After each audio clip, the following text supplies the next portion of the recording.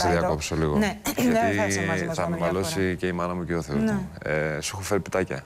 Πλάκα μου κάνεις. Όχι, δεν σου κάνω πλάκα. Δηλαδή η μαμά με άκουσε που είχα πει στείλτε μου σας παρακαλώ ντανοπιτάκια. Ναι, γιατί μου λέει θα πας με αδειά χέρια. Αλήθεια. Είναι από το φούρνο στη Σκιάθο. Αυτός ο φούρνος τώρα είναι δικός ή του θείου? Αυτός ο φούρνος είναι του θείου. Ο θείος σου τα φέρνει με τη μητέρα μου. Πώς τον λένε τον θείο? Γιάννη. Και τη μαμά? Ουρανία. Ουρανία, μπράβο, το θυμάμαι. Ναι.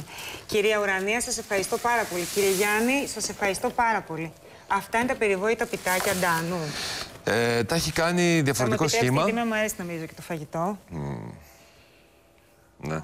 Έχει καρύδα μέσα, Έχει καρύδα. Δοκίμασα, τα κάνει πάρα πολύ ωραία. Μπορώ να φάω?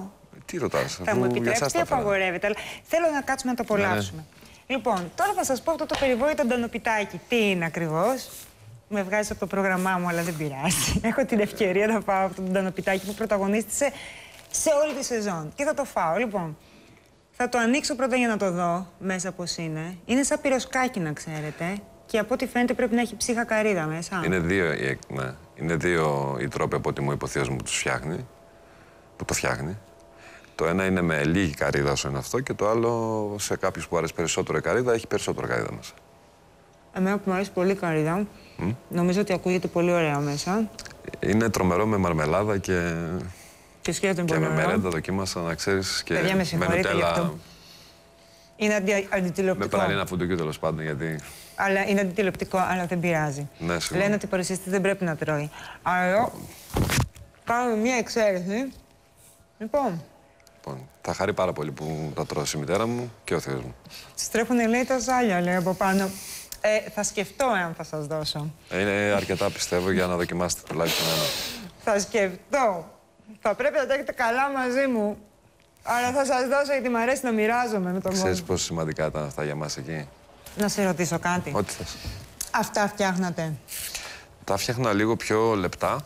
Γιατί κάναμε οικονομία στο λάδι. Στο λάδι και όχι στο αλεύρι? Και στο αλεύρι, αλλά επειδή αυτό για να ψηθεί πιο έτσι μέσα θέλει περισσότερο λάδι, δεν είχαμε λάδι πολύ.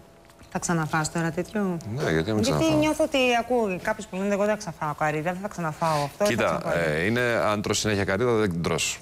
Δεν θες να φας καρύδα, θες να φας ένα μπέργκερ. Είναι πάρα πολύ νόστιμο πάντως, παιδιά. Συγχαρητήρια. Και αν βρεθείτε στη Σκιάθο, κάντε μια βόλτα και ζητήστε τον ντανοπιτάκι. Σας ευχαριστούμε πολύ. Είναι ωραίο και για την παραλία να το έχετε εκεί πέρα στο σνακάκι. Μια χαρά. Αν φας το μπέργκερ όμως, μετά ξανατρως καρύδα. Οπότε εγώ θα τα δοκίμασα και θα λίγο γλυκάκι δεν θέλεις? Θέλεις λίγο γλυκάκι? Θες λίγο γλυκάκι.